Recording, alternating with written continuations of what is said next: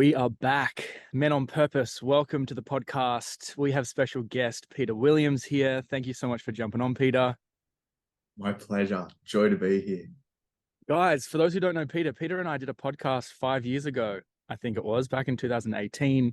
So check that out. I'll put the link down below. It feels like a lifetime ago, as you said, and I'm so excited to circle back because you've been hard at work, working, learning, teaching, embodying, and the topics we're going to share today are really life-changing. So everyone at home, definitely grab your pen and paper. I'll just do a quick little intro and share some of the topics, and then we'll dive into this. So for those who don't know Peter's a multifaceted professional who wears many hats as the founder of the New Paradigm Institute. He has intensive experience as an integrative coach, facilitator, trainer, and speaker, and his primary mission is to help people unlock their true potential by becoming highly impactful coaches themselves. Peter combines insights from his in-depth studies of functional medicine, functional nutrition, functional breathing. He focuses largely in coaching high performers, businesses, and leaders who are on the cutting edge approach for high impact through transformational coaching. So we're going to cover things like mouth breathing today. That's a really important topic that I've been a mouth breather for a long period of time, and I've been retraining my breathing patterns while I sleep.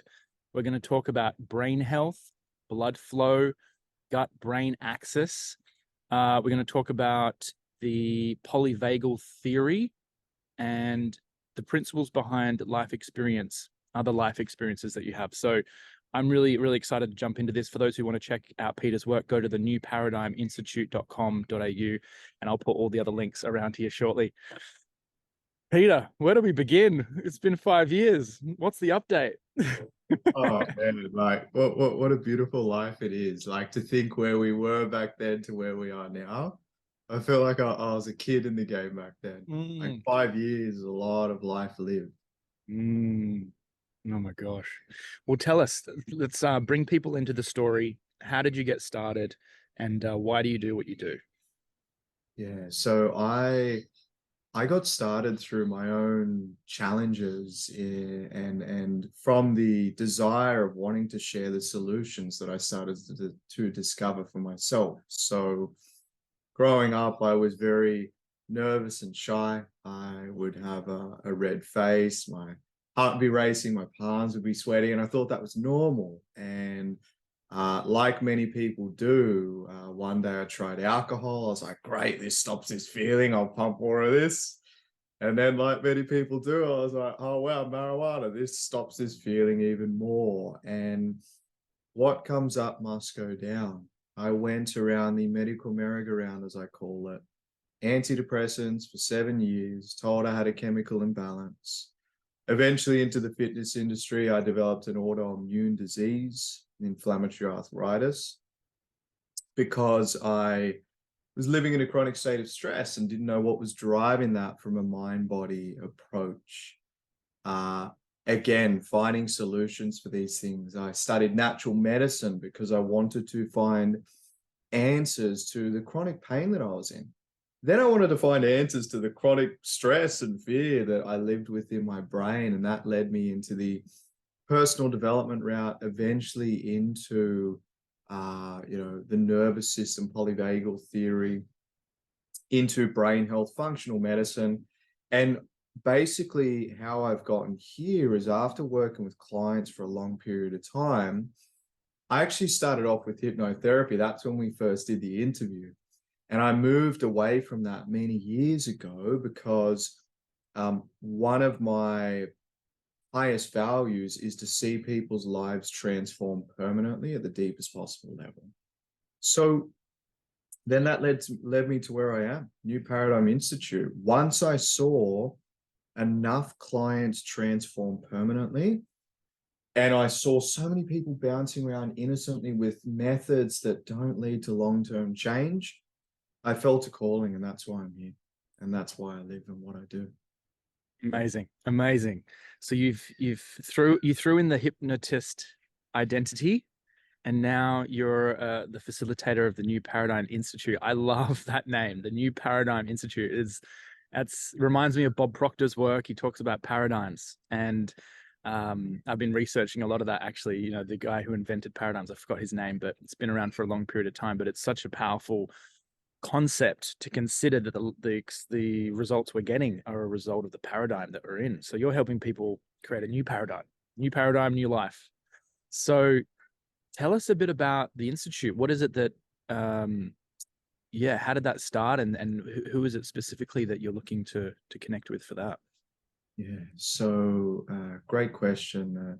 I named it New Paradigm because what I understand of a paradigm is paradigm refers to how we think something works, how we believe things are to be lived appropriately. So that's why I called it New Paradigm. And what I found was after investing $250,000 into training, teachers, courses, development, I found patterns across several to 10 different modalities that once I blended them together, that would start to give the best of every field.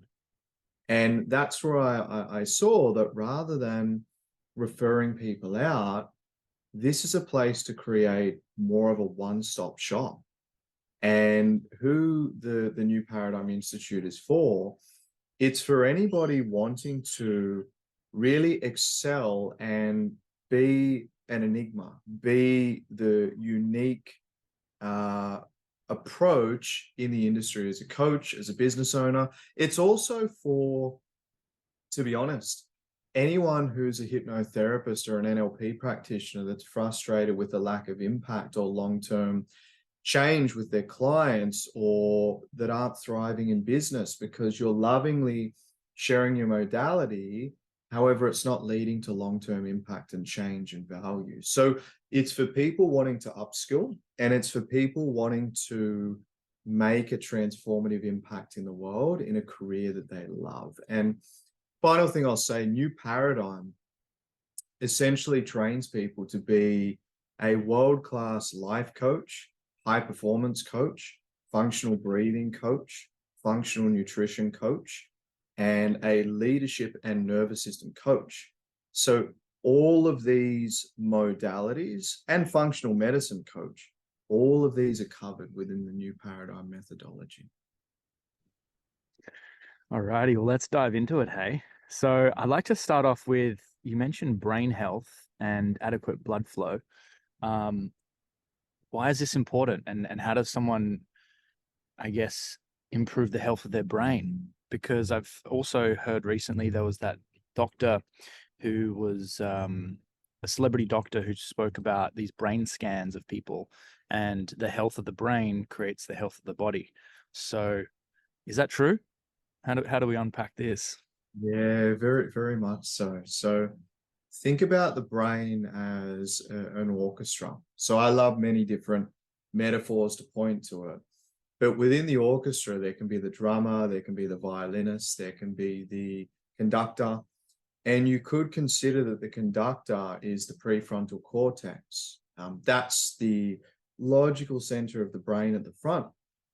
Now, a lot of the time we see with things such as ADD, ADHD, addiction, etc., when they do SPECT scans, because that doctor may be Dr. Daniel Amen, they see that when we run a dye through the brain to track blood flow, there's a lack of blood flow to the prefrontal cortex. And that's the part that allows us to have forethought, to have judgment, to have impulse control, to have planning.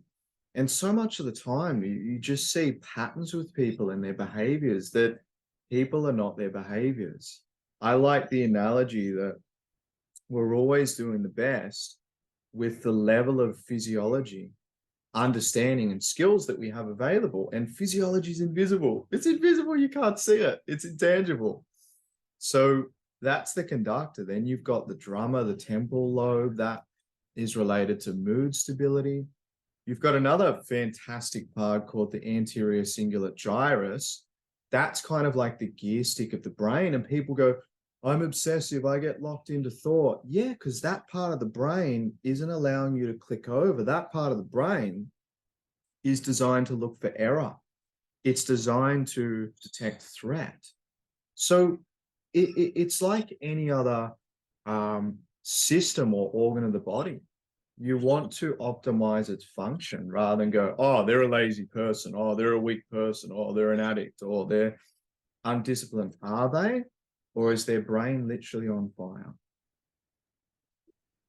Interesting. Great analogy. So many interesting, powerful concepts there as well. So is your brain on fire? So what is the problem? What is causing people's brain to be on fire, to cause that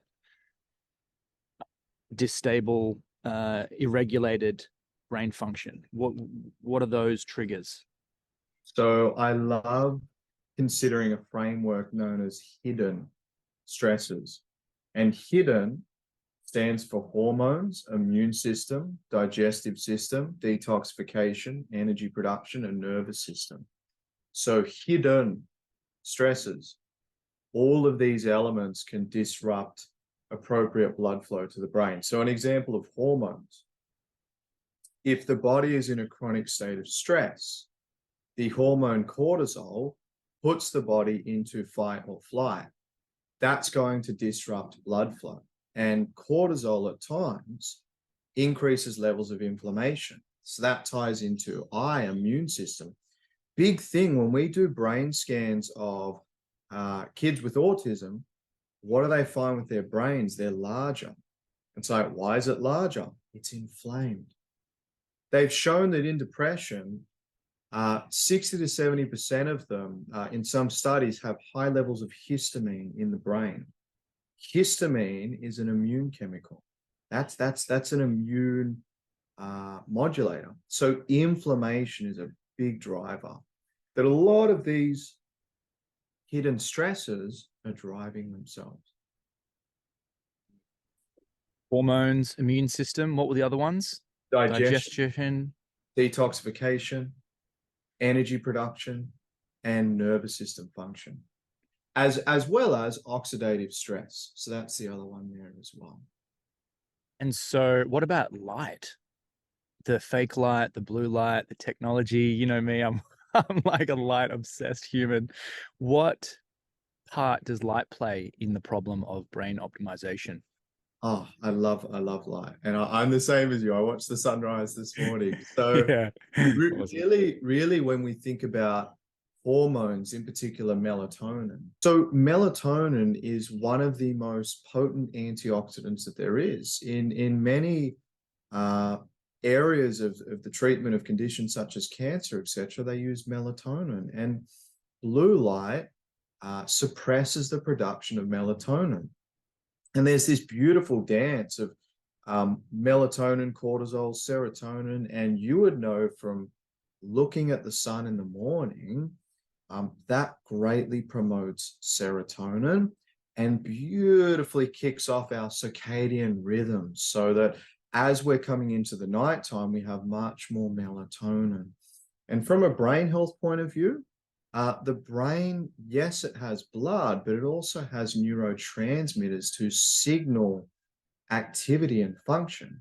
Serotonin, neurotransmitter, it's a transmission of the nervous system. And if we've got better light, we've got more serotonin, we've got more transmission of self-esteem, confidence, focus, and peace, because that's what serotonin can do. I've been really thinking about the benefits of sunlight to my body and my mind, my life, just the last couple of days, because I've been in a brand new, amazing routine here and less travel. So I've been into a really good routine, and I'm looking at the sunrise, jumping in the ocean, first thing in the morning. And it's just like the best thing ever. And I get to think about it. And I'm like looking back and comparing it to times when I didn't jump into the ocean or look at the sunrise in the morning. It's my life is easier now because I see the sun. I feel better. I have more energy. I have more clarity. I have more time. I feel like I'm less emotional. I'm not craving as much sugary food. I feel like I sleep better. Like every part of my life is easier as a result of that one habit of getting up earlier, looking at the sun. Now I do sit there from like 6 to 7:30, 8 o'clock, maybe 1 to 2 hours, get a little bit pink, but jump in the ocean anyway. And I'm not getting burnt as well. Like it's not like a strong burn. because of the different frequencies in the morning, different to during lunchtime. But that's really, really interesting there. Mm. You're preaching my language. I think it is, because here's another fascinating thing. One of the biggest ways we look at digestion to influence the gut microbiome is sun. There's stories of some people, they try the diet, they try many things, they start watching sunrise and weight starts to fall off them. Because yes, the microbiome can be influenced by what we eat, but then we started to discover that no, the microbiome, if we simplify it, it's the little soldiers in the gut that lead to our immune function, our brain chemistry, and energy production throughout the body. They thrive when they get first light. They thrive. Just to recap there, what you mentioned is that the blue light suppresses the hormones. This is just in summary, is that right? So it suppresses the melatonin. Yes. Yep. And so that's where people are, say, looking at technology first thing in the morning or at nighttime or through the whole day.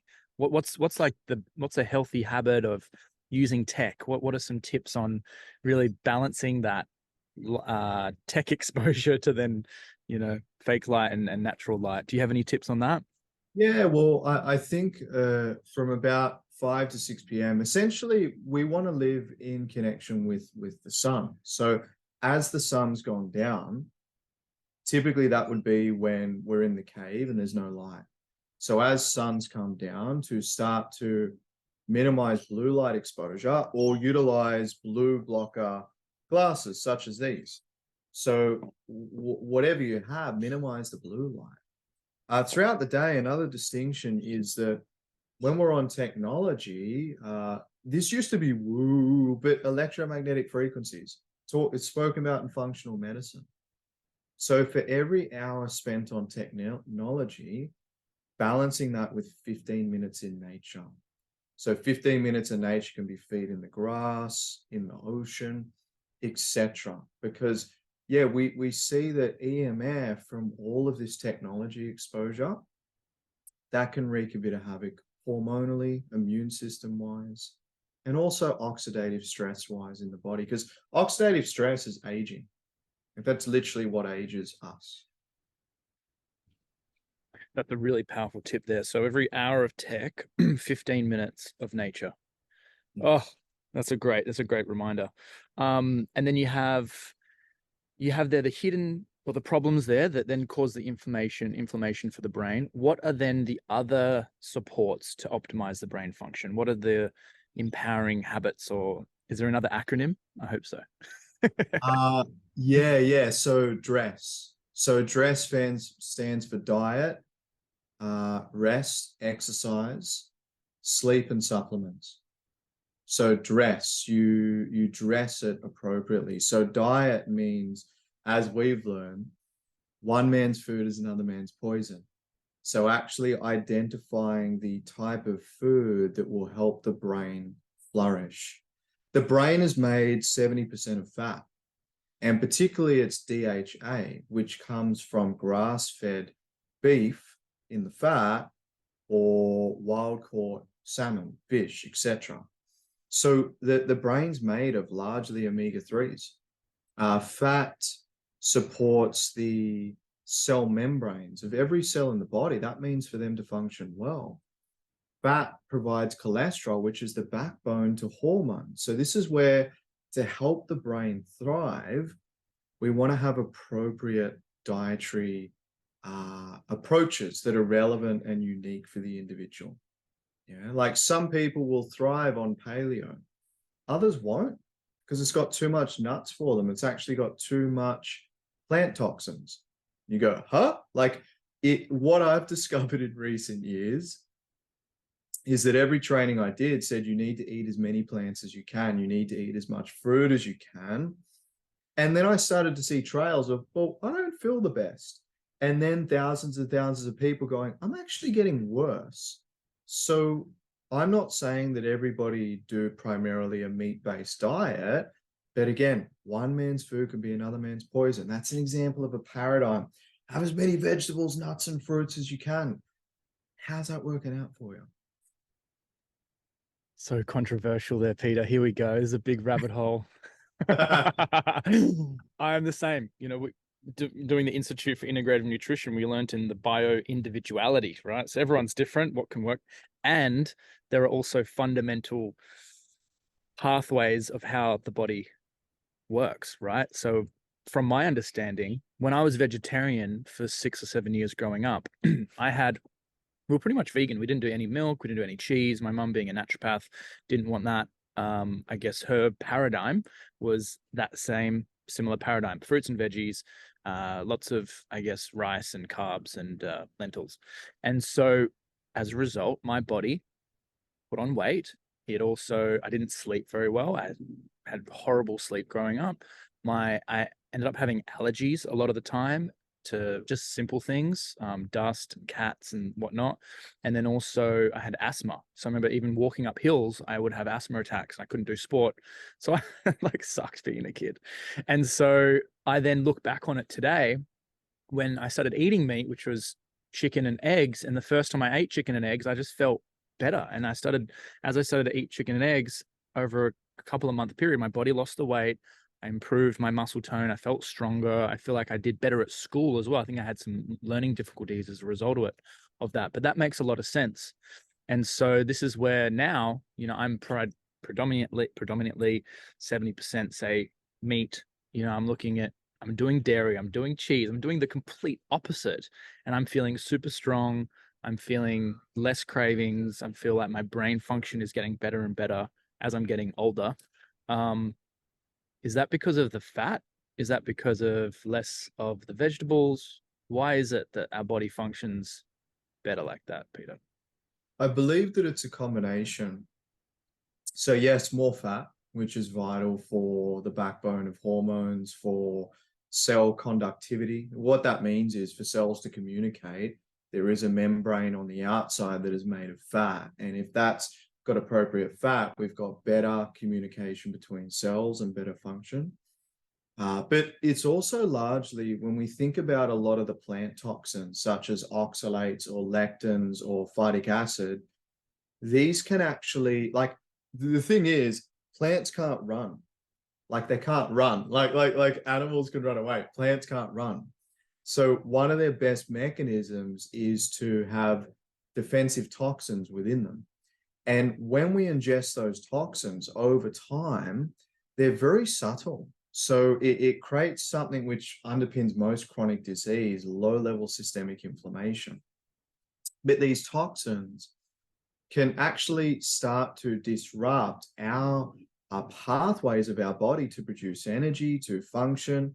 There's even some studies that are fascinating where lectins, for example, are a type of protein that are in many plants, where they've done scans and they've seen upon animals eating lectins, the lectin travels up the vagus nerve into the brain.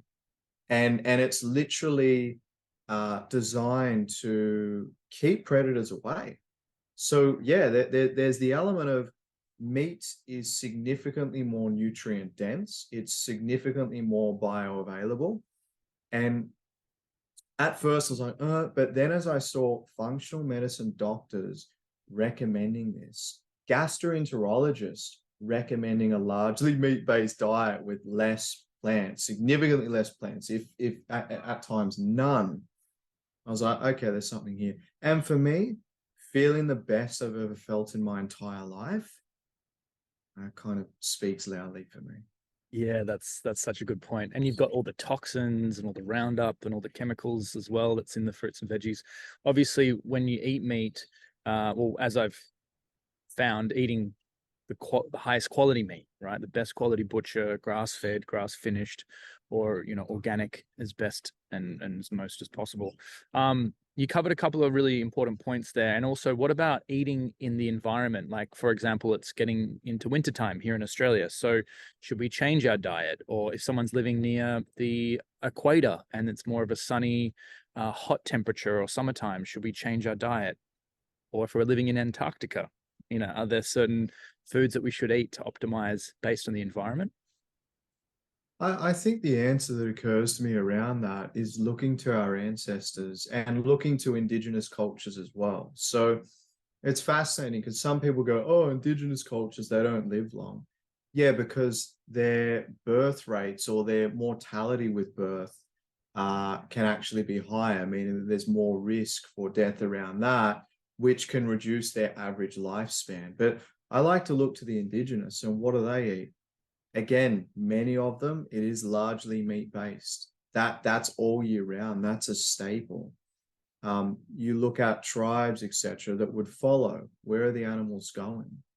So when we look at some of the history and tribes, etc., how they would eat, if there was more famines or animals were running out, etc., then they would try to find tubers and more vegetables and elements like that. And fruit would be very, sparse. Fruit would be not as common and accessible as it is here.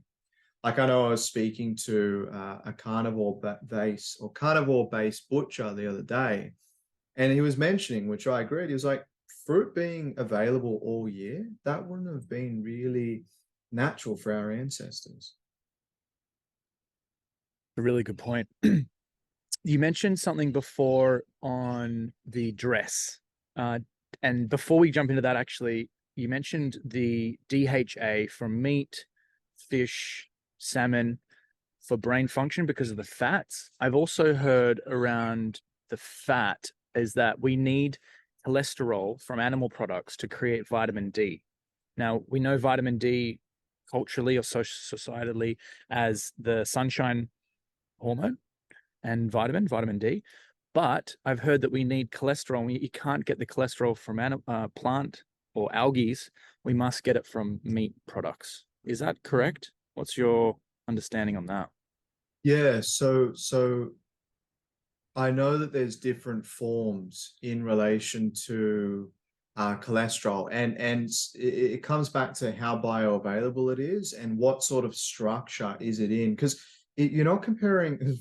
I was going to say you're not comparing steak with steak. Like it's different. I was going to say apples with apples, but I don't particularly eat a lot of apples. What's going on, you purpose-driven human you? Thank you so much for checking out this interview. Zach Dean here. If you had any aha moments or questions, please put it into the comments. And while I have you here, I'd love to ask you a quick but powerful question. Do you ever dream about turning your passions and purpose into a business that helps people and makes a profit, but you don't have the energy or skill set or community or training to do so? Then listen up. I've actually created this. This has taken me 10 years of working with over 1,000 people in the health and wellness industry. I've created what's called the 28A Club.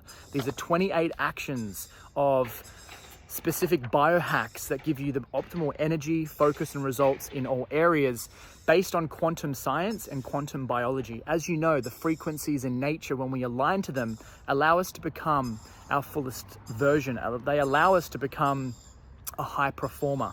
When we disconnect from nature, we become a low performer, and it doesn't help to activate our purpose in life. And so if you'd like to download this is a free copy. Go to www.28a.club/join and you can download it, join the club of us high performers, and I look forward to seeing you in there.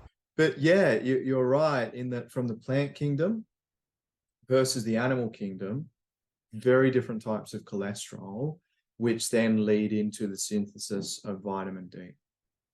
Yeah, I've been learning about this recently. And so this is where a lot of the vegans and vegetarians, and when I was eating a lot of plant products, I found that I didn't feel the best. I would be run down a lot more. I feel fatigued, or I wasn't putting on as much muscle. I wasn't as strong physically. And this is where a lot of my friends will come to, like vegan, vegetarian friends will come to broth night and they go, I'll have some broth, or, I'll have a little bit of chicken or a bit of, because they're like, there's like a desire that they can't resist. So I found a lot of these vegan vegetarians will kind of be curious to open the door and kind of step back in, but each to their own. Not here to preach, because food and nutrition can get very kind of religious, dogmatic, kind of a lot of judgmental stuff. So do what's works for you guys. But I've heard multiple times that we need the cholesterol from animal products. As the sun comes into our skin, it uses the cholesterol to then make vitamin D, and we need vitamin D for, I think there's like 200 different benefits of vitamin D.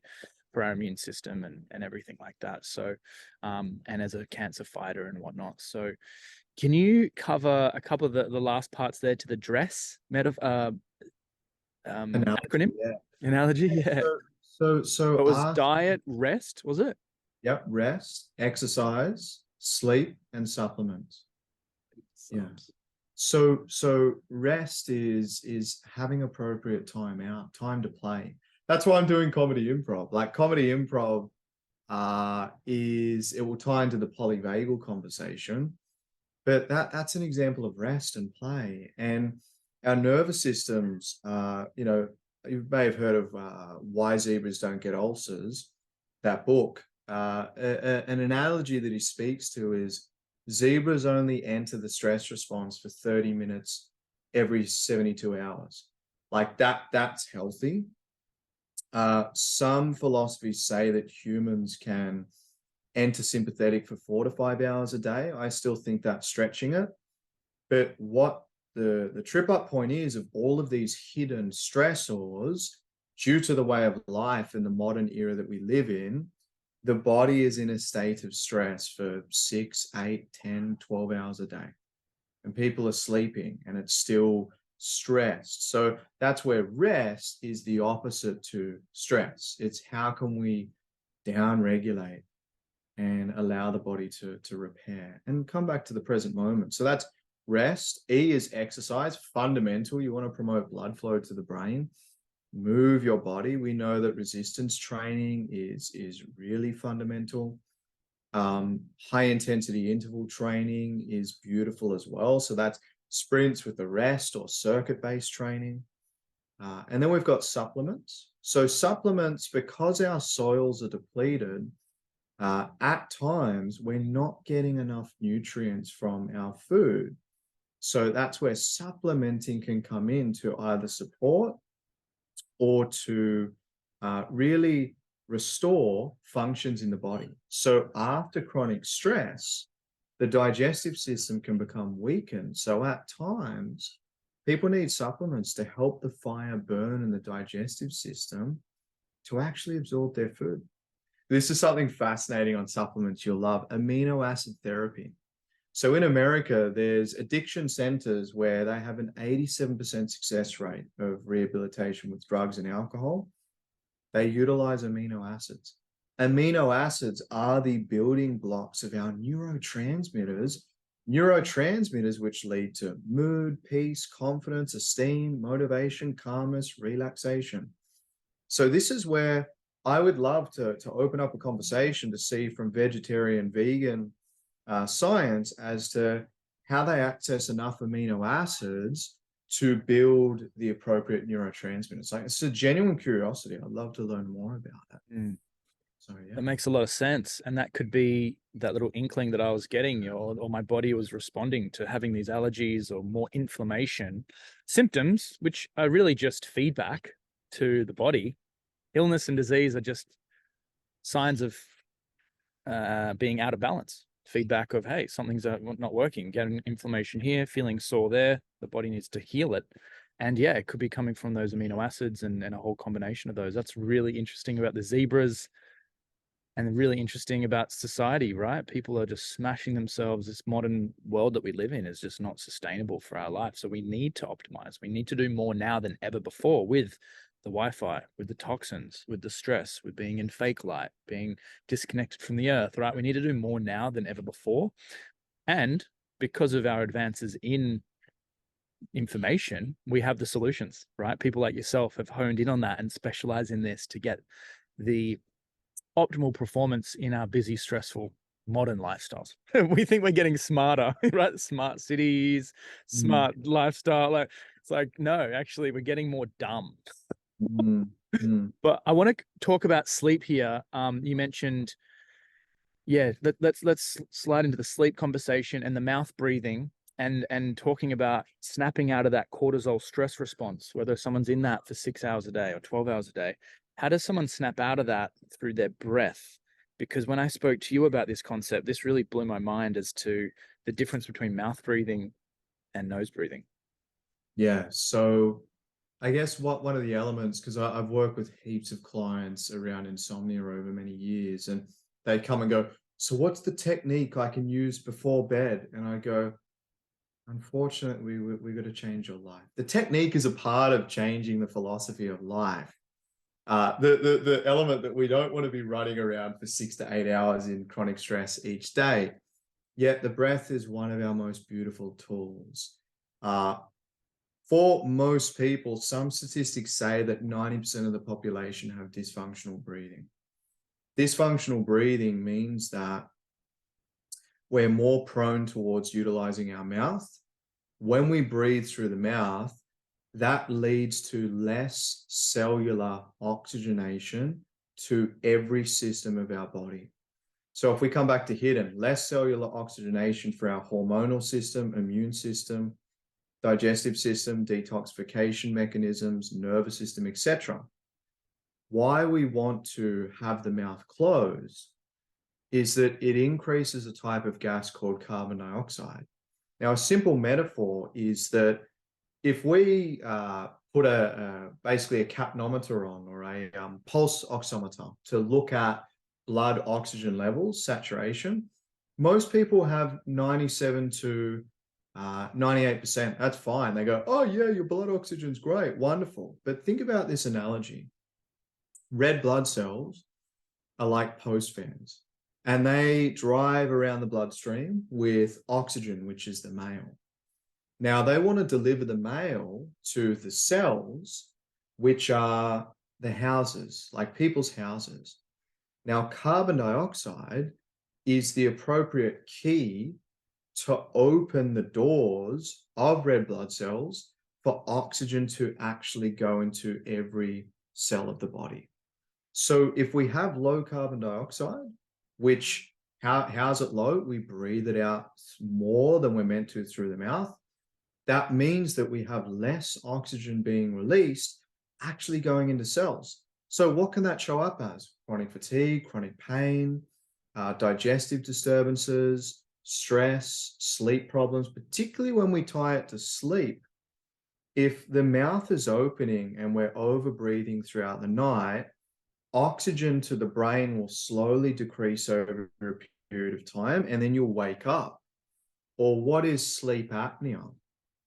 Snoring. When people stop, the reason the body stops, that's the body trying to build CO2 up, carbon dioxide, because we want lots of carbon dioxide to absorb oxygen into the cells. Otherwise, it's just, I'm going to use this analogy, it's just sexy oxygen. It doesn't mean anything. It's like you can try and breathe all you want, but that's not going to push more oxygen into all of the systems of the body. Whoa.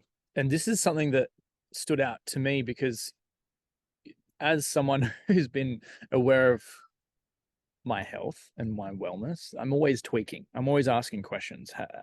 Is this working? Is this not working? What's missing? What's great? What can I do better? And in that, I found that it was my breathing at nighttime. I'd wake up with a dry mouth, and I was like, this is just annoying. And then I heard my dad snore, and he snores sometimes so loud that he wakes himself up. It's hilarious. And then I also heard my mum sleeping, and she wasn't snoring, but it was like a heavy breath. And I was like, And I also thought about the stresses they have in life, and whether they've got certain tendencies for certain substances or foods or habits or behaviors. And I was just analyzing. I was like, I'm a result of my parents, in a genetic sense. Obviously, epigenetically, I've changed my environment. I can change my gene expression.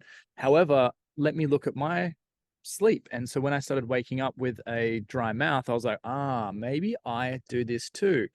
And so I don't know who it was. Maybe it was Johannes. Maybe it was yourself. Maybe it was a couple of videos online. Someone sent me about mouth taping at nighttime. And I was like, in the beginning, I was like, no way is this going to work. Why would I put tape on my mouth? But to consciously try and make myself breathe through my mouth while I sleep, it was like virtually impossible. How am I going to just, I don't know, maybe hypnotherapy would be a good option. So I was like, okay, I got this. It was Vicky in Tasmania at the health food shop. She goes, "Hey, have you tried this before? Here, try it out." She's like the ultimate biohacker. She's awesome. And I did it at nighttime and I fell asleep with it on. And the first moment, my nose was a little bit blocked. And then I was like, oh no, how am I going to breathe? Like breathing through the side of my mouth. And then I found my nose, because it was blocked, my brain just figured it out. It was just like pushed and just changed my nose muscles or ligaments to then open it up. And then within a couple of minutes, I was able to breathe really smoothly through my nose. It was like my brain knew, and it knew, uh-oh, something's blocked. I got to fix this thing. So I've been mouth taping now for a year and a half on and off. And every time I do it, I sleep better. I wake up the next day with a more of a balanced mind. I feel like I'm less emotional. I feel like, yeah, more refreshed. So what is it at nighttime about the mouth breathing that works so much? So such a beautiful element there. What carbon dioxide does is it dilates the nasal passageways. So the brain doesn't adjust and change the structure. CO2 actually dilates smooth muscle. It dilates blood vessels. So blood pressure goes down when we have more CO2. It's actually a relaxant. It opens. Asthma is low CO2 because the bronchioles, which are the trees in the lungs, they're constricted. But when we have CO2, more carbon dioxide, which we retain much more of when we breathe through the nose, that dilates. That opens up the lungs. That opens up the nasal passageway. And the other beautiful thing about the nose is we get another miracle gas called nitric oxide. Nitric oxide acts as a antiseptic for air, so it actually kills any naughty guys before they come into the lungs. So this is all going to lead to better immune system function, cellular oxygenation. And what I love as well, that will geek out, it ties into polyvagal. Carbon dioxide has been termed as a vagotropic chemical. That means that it promotes vagal tone. And vagal tone refers to the responsiveness and the resilience of our vagus nerve, which is the primary nerve that puts our body into a state of rest and relaxation. So with mouth taping, not only do we have more oxygen actually going into the cells, it's not just sexy oxygen flying around the blood doing nothing. We have the vagus nerve being stimulated. Yeah. So that's why mouth tape, 20 to 30% better oxygen absorption. And with that, 20 to 30% better sleep. I know clients, once they've used mouth tape, they never go back. Oh, my energy, I don't snore anymore. I wake up fresh. Yeah, because that's how we're meant to breathe.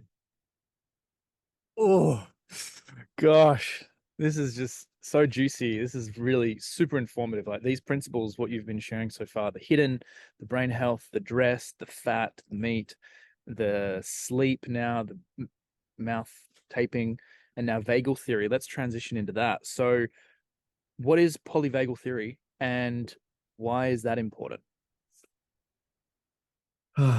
Polyvagal theory changed my life. It transformed the way I saw human beings forever. To see that we have, it's known as a phytogenetic evolution. And essentially what that means is our earliest ancestors, which were,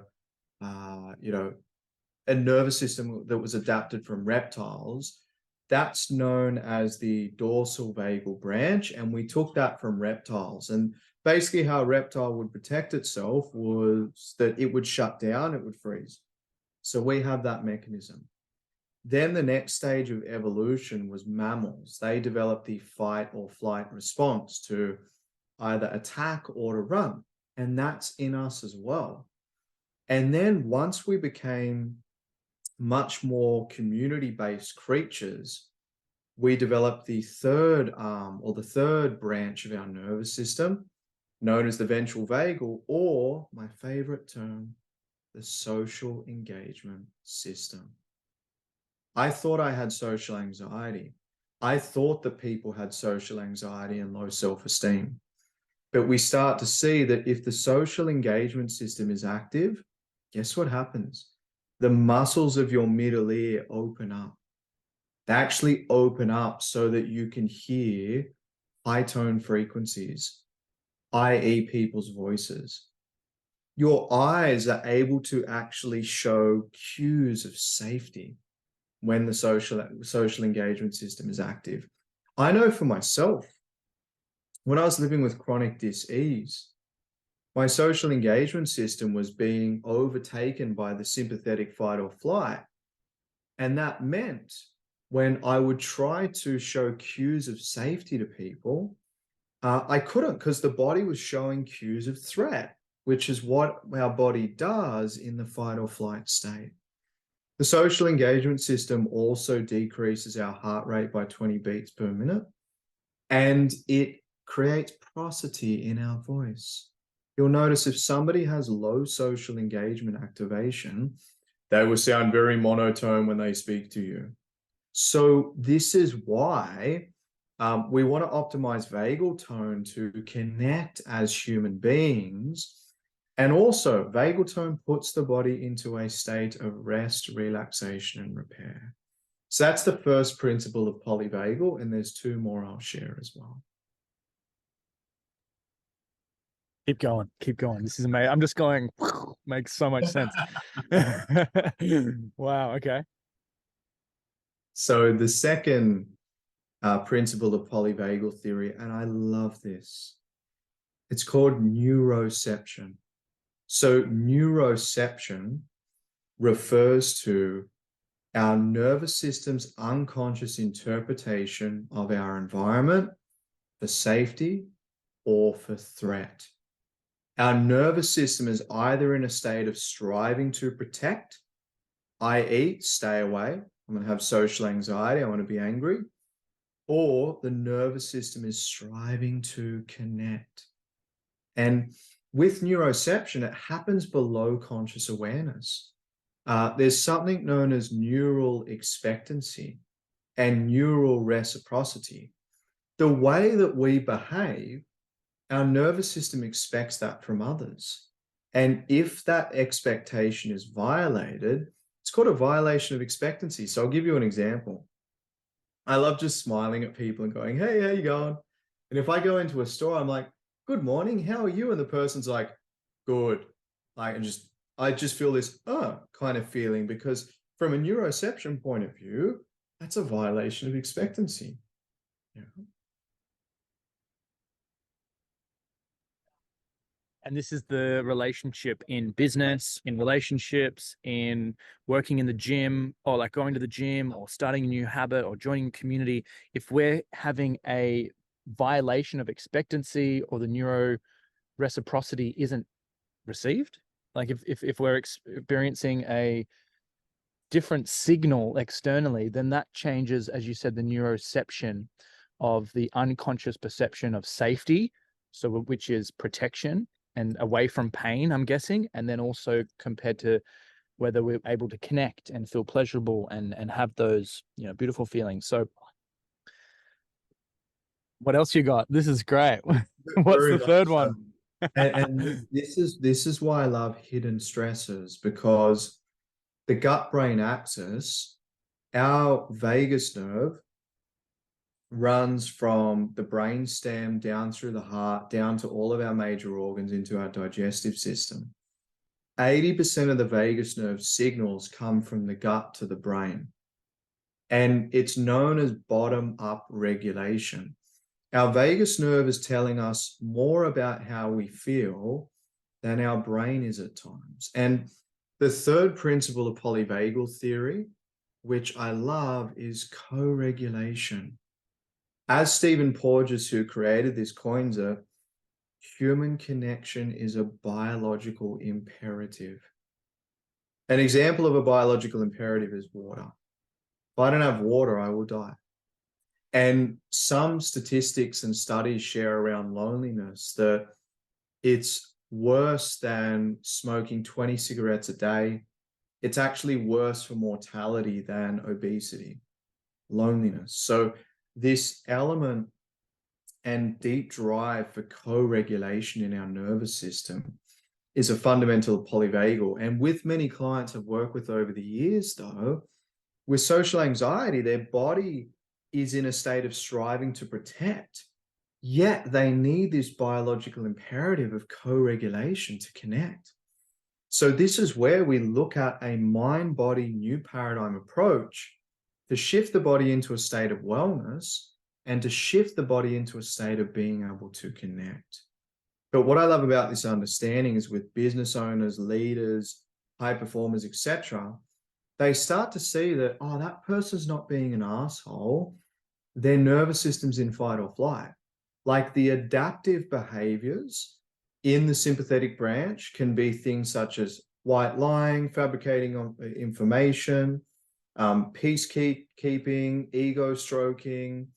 All these sorts of adaptive behaviors occur when we're in particular branches of the nervous system. And this is why I love the science and the principles of it versus, oh, you're such a people pleaser. No, your nervous system's in a state of striving to protect more of the time because hidden stressors are driving illness in your body. You have dysfunctional breathing and low vagal tone. These are all things that we can put our fingers upon versus telling you you need to try and connect more. So it really is, what are the bare-bone principles to long-term change? And that's why I moved away from hypnotherapy. Like, honoring if people want to do that, but hypnotherapy didn't take into account any of these factors I've spoken about so far. You're not the only one, because I've heard multiple, say, healers or spiritual guides or even, therapists in some shape or another, love them all. They're just finding that their work stops at a point if they don't help the bare bones, as you mentioned, or the fundamental or the building blocks of these amino acids, the light equation, the hormones, the fat. If they don't address that, they're not going to get the results long term that they're looking for. So, sorry, my screen just flicked across. Oh, there we go. So this is really, really interesting. And you've put together the building blocks. You've put together a foundation, these different pillars that hold up the house of our life, so to speak. And really, what I love about it is that you've not just looked at, say, the building material for the house. You've looked at the foundation, the soil under there, the weather conditions, what the environment is, or the economy, or the animals in the environment. If we're looking at building a house, you want to incorporate a holistic point of view. You don't want to build your house on a slope, or if you do, you want the right support to support you in that. So that's what I see that you're doing. You're a builder, right? You called me a professor the other year, which I appreciate, but you're the master builder, the master mason, in constructing the architecture of someone's life, where you're looking at, yes, the mind is important and the body's important and the spiritual connection and everything. So I love your work, Peter. I love your work. I'm so excited. I'm so glad that you shared this. I want to share this with so many people. It just paints a picture of all the people who may have been impacted by, say, domestic violence, or say crime, or say been taken advantage of, been kind of scammed, right? I've been scammed before in different things, and it's like, okay, these people, there's compassion there. As much as it is a horrible thing, there's compassion that they were doing the best they could with what they had. And I know it's hard to forgive, but that feeling of forgiveness and letting that go is really important.